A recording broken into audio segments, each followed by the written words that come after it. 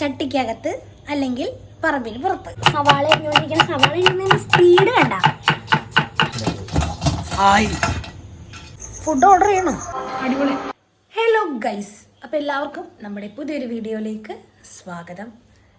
സാധാരണ ഞാനാണ് വീഡിയോ ചെയ്യുന്നത്, എന്തെങ്കിലും ഉണ്ടാക്കുന്നതോ അല്ലെങ്കിൽ ഒരു ഡേ ഇൻ മൈ ലൈഫോ ഇങ്ങനെയൊക്കെ ഞാനാണ് ചെയ്യുന്നത്.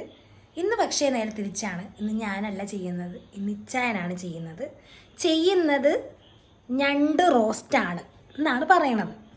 അത് റോസ്റ്റ് ആവോ അല്ലെങ്കിൽ വേറെ എന്തെങ്കിലും ആവോ എന്ന് നമുക്ക് നോക്കാം. അപ്പം നമ്മുടെ ഈ വീഡിയോൻ്റെ പേരാണ് ഒന്നില്ലെങ്കിൽ ചട്ടിക്കകത്ത് അല്ലെങ്കിൽ പറമ്പിന് പുറത്ത്.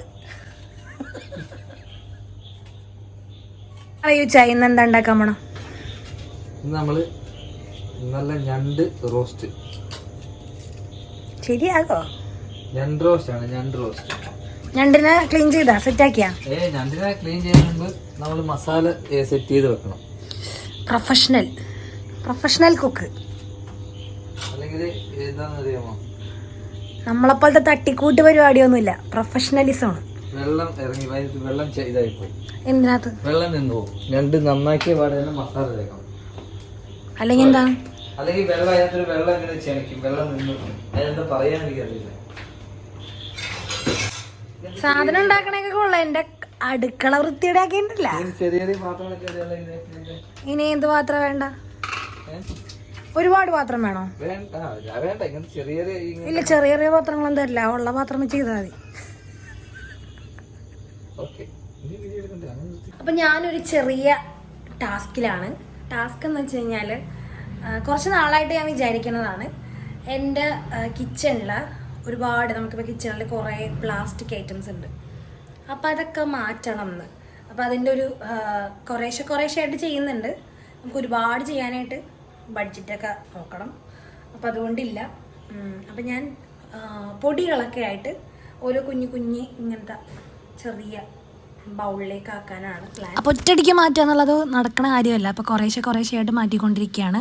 പ്ലാസ്റ്റിക്സ് ഒഴിവാക്കിക്കൊണ്ട് ഗ്ലാസ് ബോട്ടിൽസാണ് ഞാൻ റീപ്ലേസ് ചെയ്യുന്നത്. Professional cook. സവാള അരിഞ്ഞുകൊണ്ടിരിക്കുന്ന സവാള അരിയുന്നതിൻ്റെ സ്പീഡ് കണ്ട. അപ്പോൾ ആളുടെ സ്വന്തം തീരുമാനമാണ് ഇന്ന് ഞാൻ കുക്ക് ചെയ്യും, നീ അത് ഷൂട്ട് ചെയ്യുന്നൊക്കെ എന്നോട് പറഞ്ഞത്. ഭയങ്കര ഇഷ്ടമാണ് കുക്ക് ചെയ്യാനായിട്ട്. ഞാൻ പല വീഡിയോസ് ചെയ്യുമ്പോഴും എൻ്റെ അടുത്ത് വന്ന് നിൽക്കും, ഹെൽപ്പൊക്കെ ചെയ്യും. ഇപ്പോൾ സവാള അരിഞ്ഞപ്പോൾ തന്നെ നിങ്ങൾക്ക് മനസ്സിലായി കാണും, അത്യാവശ്യം എക്സ്പേർട്ടാണ് കുക്കിങ്ങിൽ. അപ്പോൾ നീ ഞണ്ടിനെ നന്നാക്കിക്കൊണ്ടിരിക്കണം. അപ്പോൾ ഒരെണ്ണം കെട്ടഴിഞ്ഞ് പോയി ചോദിച്ചാൽ അറിയാവോ ഇല്ലേന്ന്.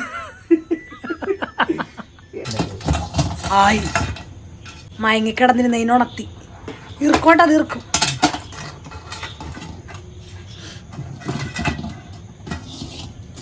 ചട്ടിക്കടിച്ചു കൊല്ലി.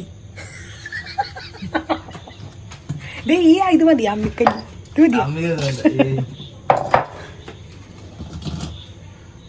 ഞണ്ട് ജയിച്ചു.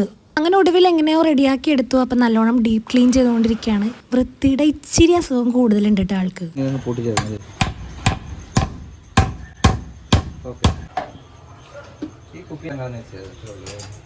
ചട്ടിയിൽ ഇച്ചിരി പൊടിക്കും കൂടി വെള്ളം ഉണ്ടല്ലോ, അത് കുഴപ്പമില്ല.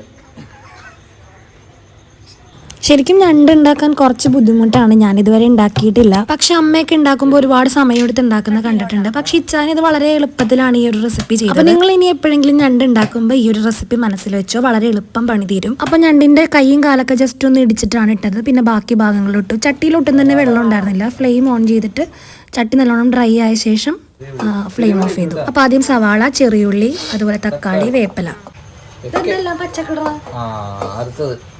കറിവേപ്പില, ഇതിനകത്ത് ഇഞ്ചി, വെളുത്തുള്ളി, പച്ചമുളക്. എന്ത് പച്ചമുളക്? പച്ചമുളക് ഒരെണ്ണം. നീ ഒരെണ്ണം ചോദിച്ചോണ്ട് വേണമെന്നില്ല. ഇനി നമ്മൾ ഇച്ചിരി തേങ്ങ കൊത്ത് എന്താ. ഓക്കെ, ഇനി നമുക്ക്. അപ്പം നമ്മൾ ഇതുവരെ തീ കത്തിച്ചിട്ടില്ല. നമ്മൾ ഡ്രൈ ആയിട്ടിരിക്കുന്ന ചട്ടിയിലേക്ക് ഇതൊക്കെ ഇട്ട് കൊടുത്തു. അതിനുശേഷം മഞ്ഞൾപ്പൊടി 1 സ്പൂൺ, 2 ടീസ്പൂൺ മുളക് പൊടി, മല്ലിപ്പൊടി, കുറച്ച് ഗരം മസാല. ഞണ്ടല്ല, ഗരം മസാല മെയിൻ. ഞാനാണ് പൊടിച്ചത്. മസാല കളറൊക്കെ കണ്ട. കുരുമുളക് പൊടി. ഉപ്പിടാൻ മറന്നുപോയാൽ തീർന്നില്ലേ? കൈ കൊണ്ടിട്ടോ ആ സ്പൂണിൽ ഒരു അളവ് കിട്ടൂല. എനിക്കത് തോന്നി. അവസാനമായിട്ട് കുറച്ച് കുരുമുളക് പൊടിയും ഉപ്പും ചേർത്തിട്ട് കുറച്ച് വെളിച്ചെണ്ണ കൂടി അതിന്റെ മേലെ തൂവി നല്ലോണം കൈ കൊണ്ട് മിക്സ് ചെയ്തു. ഈ മാസത്തെ ബഡ്ജറ്റ് ഇനി നമ്മള് ആണല്ലോ ഇതൊക്കെ വെക്കുന്നതിന് എന്താ വെള്ളം ശകലം ശകലം അല്ലേ തീരും. ഇതിനെ മൂടുന്നു ഒരു 10 മിനിറ്റ്. കറിയായ 10 മിനിറ്റ് കൊണ്ട് നമുക്ക് ഇതെന്താണ് അറിയാം, എന്താവും അറിയാം. റെഡിയായ ഇല്ല ആവുന്നു. വെള്ളം പറ്റുന്നേ. വെള്ളം പിന്നെ ഒഴിച്ചാ കുറച്ച് അതൊന്ന് ഒന്നുകൂടെ സെറ്റ് ആവാനുണ്ട്. സവാളയ്ക്കൊന്ന് ഫുഡ് ഓർഡർ ചെയ്യണോ? എരിവ് ഭയങ്കര എരിവെന്ന് തോന്നുന്നുണ്ട്. എരിവ് കൂടുതലാണെങ്കിൽ തക്കാളി അത്രേ ഉള്ളൂ. അപ്പോൾ രണ്ടിനും നമ്മൾ ആ കണ്ടത്രയും പ്രിപ്പറേഷൻസേ ഉള്ളൂ. അതോടുകൂടി കറി റെഡിയായി. നമ്മൾ നല്ലോണം വറ്റിച്ചെടുത്തു. ആ മസാലയൊക്കെ പിടിക്കുന്ന പോലെ വറ്റിച്ചെടുത്തുകൊണ്ട് നമ്മൾ ദോശ ഉണ്ടാക്കിയിട്ട് ചൂട് ദോശയുടെ കൂടെയാണ് കഴിച്ചത്. നല്ല ടേസ്റ്റായിരുന്നു. ഭയങ്കര സിമ്പിളായിട്ട് ഉണ്ടാക്കിയ റെസിപ്പിയാണ്, പക്ഷെ അടിപൊളിയായിരുന്നു. അടിപൊളി. എരിവ് കൂടുതലാണ്. ഒന്നും കൂടുതലല്ല. ഞാൻ വിചാരിച്ച ഗ്രേവി ഉണ്ടാവില്ലെന്നാണ്.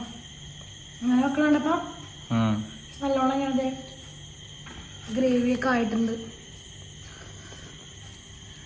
പല്ലിങ്ങനെ ആയതുകൊണ്ട് ഇത് കടിക്കാൻ പറ്റുമെന്ന് പറഞ്ഞോളാം. അങ്ങനെ ഞങ്ങൾ നല്ല എൻജോയ് ചെയ്ത് ഫുഡ് കഴിച്ചു. സോ നിങ്ങൾക്ക് എന്തെങ്കിലും ഞണ്ട് കിട്ടുവാണെങ്കിൽ ഇതുപോലെ ഒന്ന് ട്രൈ ചെയ്ത് നോക്കിക്കോ. അടിപൊളി ടേസ്റ്റാണ്. സോ പുതിയൊരു വീഡിയോ കാണുന്നത് വരെ ബൈ.